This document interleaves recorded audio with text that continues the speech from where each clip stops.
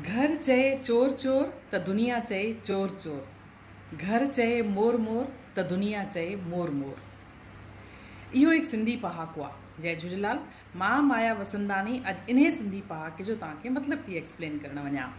घर चए चोर चोर त दुनिया चए चोर चोर। घर चए मोर मोर त दुनिया चए मोर मोर। इन जो मतिलबु आहे अगरि घर वारा तव्हांजे कंहिं कम जी तारीफ़ था कनि त दुनिया बि उन जी तारीफ़ कंदी, लेकिन घर वारा ई अगरि तव्हांजे कंहिं बि कम जी निंदा था कनि, गिला था कनि, त दुनिया खे मौक़ो मिली वेंदो कि उहे दुनिया वारा वधीक गिला कनि। तॾहिं चइबो आहे घर चए चोर चोर त दुनिया चए चोर चोर।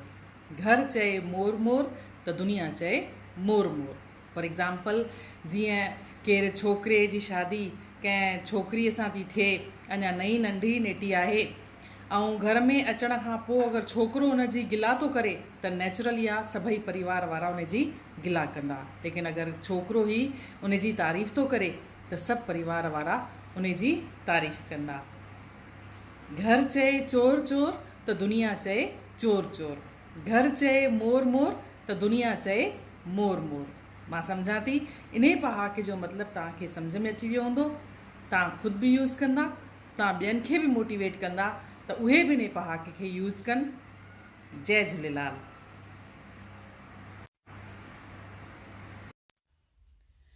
खरियल पुट ऐं मुंधल सुट वेल कीन विञाईंदा।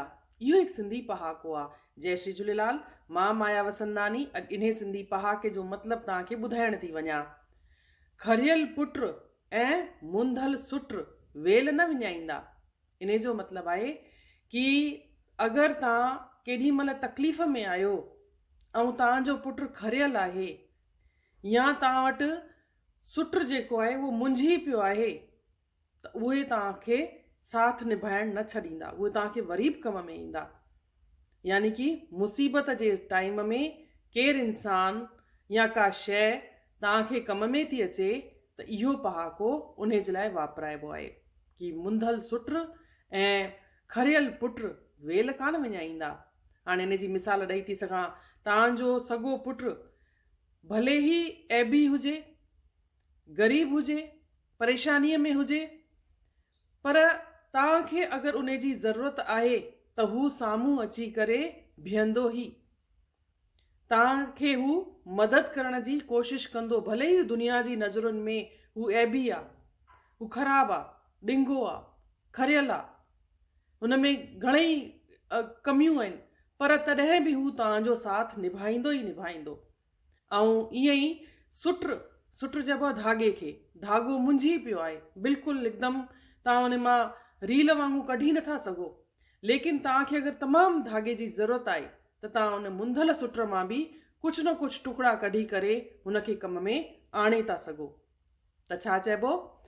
खरियल पुट ऐं मुंधल सुट वेल कीन विञाईंदा। तव्हांखे वरी बि कम में ईंदा, त इन्हनि जो साथ बि न छॾिजे।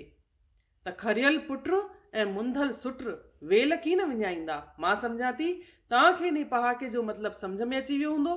तव्हां पाण बि वापराईंदा ऐं ॿियनि खे बि चवंदा कि इहे पहाका वापराइनि। जय श्री झूलेलाल। भेण न कजे ॾेराणी न त थी पवंदई वेराणी। इहो हिकु सिंधी पहाको आहे। जय झूलेलाल। मां माया वसंदानी अॼु इन्हे सिंधी पहाके जो तव्हांखे मतिलबु थी एक्सप्लेन करण वञा। भेण न कजे ॾेराणी न त थी पवंदई वेराणी। इन जो मतिलबु आहे हिकु ई घर में ॿिनि न्याणियुनि जी शादी न कराइजे। ॿिनि न्याणियुनि जी शादी हिकु ई घर में कराइण सां उहे भेनरूं बि रहंदियूं ऐं ॾेराणियूं बि रहंदियूं। लेकिन ॾेराणियूं थींदे ई छा चइबो आहे ॾेराणीअ जे बारे में? ॾेराणी तोड़ जी वेराणी।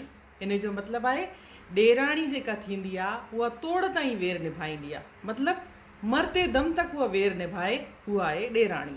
त हाणे जेके भेनरूं पाण में हिकु ई घर में ॾेराणियूं थी करे रहंदियूं, त उन्हनि जे में बि हिकु वेर भावना डेवलप थी वेंदी आहे।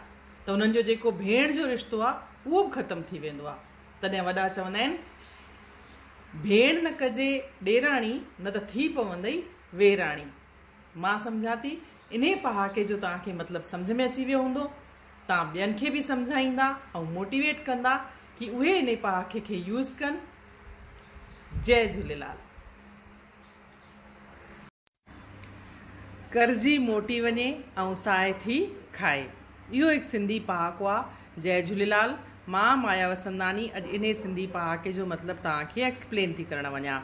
करजी मोटी वञे ऐं साए थी खाए, इन जो मतिलबु आहे कि एक्चुअल में जेको कर्ज़ु लहण वारो माण्हू हुजे उहो कंहिंखां वठणु वञे, ओधरो ओगाड़णु वञे ऐं साम्हूं वारो माण्हू उनखे मना करे छॾेसि कि मूं वटि हींअर पैसा आहिनि कान, त कर्ज़ी त छा थियो, मोटी वियो।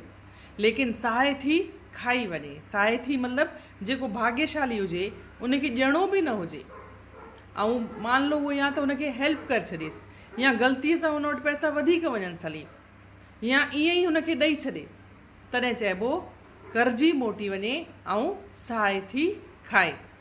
मां सम्झां थी, तव्हांखे इन पहाके जो मतिलबु सम्झ में अची वियो हूंदो। तव्हां पाण बि यूज़ कंदा ऐं ॿियनि खे बि मोटिवेट कंदा कि इहे पहाका यूज़ कनि। जय झूलेलाल।